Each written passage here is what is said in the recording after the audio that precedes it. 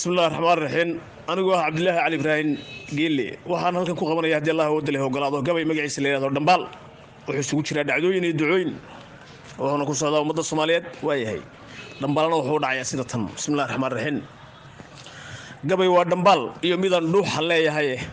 ضيل أنا إيجا متقيو ليه ييل كيسي سوغان لكلا ديكتو يدادع ماقان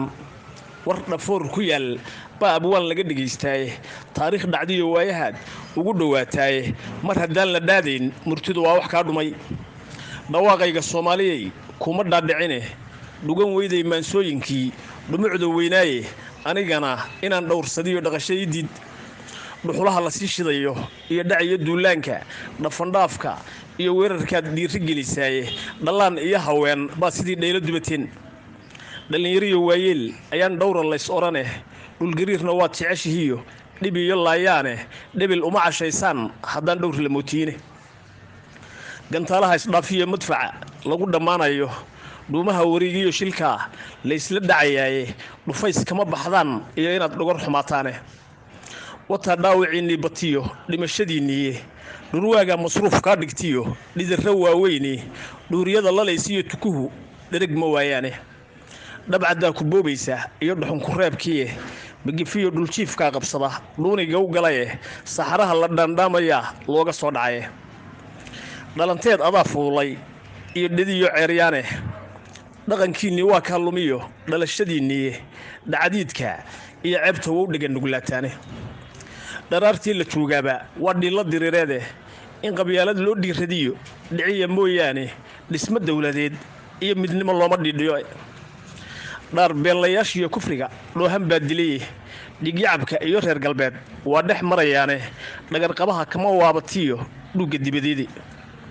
dhabar jabinta iyo Kenya dhooma ku tolay adigoo dhacnaa buu mar kale dheeli ku raray dhoobada hawaas iyo wajeer dhowr ka maqane haddii aad dhanaan tahay cayaar kuguma dhaafsheene dhoosaaligiisa amxaar dhibi ma yeesheene haddii waa la dhamanaanin jiray dhibi ku geeraariye dhaxalkiina iyo baaqigi kuugu soo dhigay dhul kaliya wuxuu doonayaa waliba dheeraade dhudhun maalintuu ka qabsado soo badhixi waay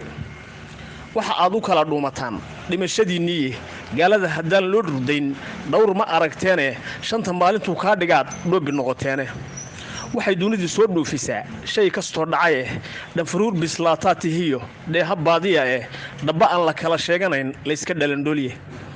dhirbaaxooyinkiisa iyo kufriga dhuganba maysaani tabinku idin dhigoba way iskaga dhacaysaane dhaqaalaha lagu keenayo dheeftu waa melege afarta dharaar maalin iyo dhayma ka cadiyay sayidkii halkuu dhigi jiriyo dhuux anaa digay dhunkaal iyo sidii tima cadaan ugu dhawaaqay afar kalena waa dhowrtadiyo kaan u soo dhigay allahan ku dhaarto wadaan talo ku dhaafayne rabbigaan la dhalin baato ruuxna aan dhaline aadmigu markii uu dhismay kala dhaqaaqeene dhaqama la kala yeeshay iyo dhul iyo deegaane muslimiin adaa naga dhigiyo qolada dhowrsoone dhadig iyo labood nolosha waa dhidibka koowaade dhibaniyo markaasay noqdeen dhunta kii muday adiga kitaab noogu dhigay diin dhameystirane dhaxdin iyo adduunyaduba waa laba dharaaroode inkastay dhashaan mawdka waa sii dhandhameeyaane noolaha adaa dheelmeeyay duni dhammaanteedii dhamacdii cadaabtiyo jannadu way isku dhowdahay mid waliba dhabbay leedaho loogu dhaadhaco qof waliba wixii uu dhigtaa waa dhitow taale irka dhumucda weyn iyo arlada dhoobada iyo ciidda dhigta loolka hoosiyo marsada dhabanka saaraysa qorraxda dhacaysiyo dayaxa sii dhudhuminaya dheehooda nuurkiyo xidkaha wada dhalaalaya iyo waaga noo dhalanaya dhuumashada diiday adiga dharaar iyo habeen nooga soo dhigay badda dheereeran buuraha ka dheer wabiyo dheeraada dhagax dahaba dhunyaalihiyo dheemantiya luulka adiga nimcada noo dhigiyo dheefta xoolaha dhulka oo abaaraystay baad dhibicda keentay dhoolkiyo markaasay curtaan dhanigeeyuhu dhirtoo midha leh adiga baxshiyo dhaayin iyo dog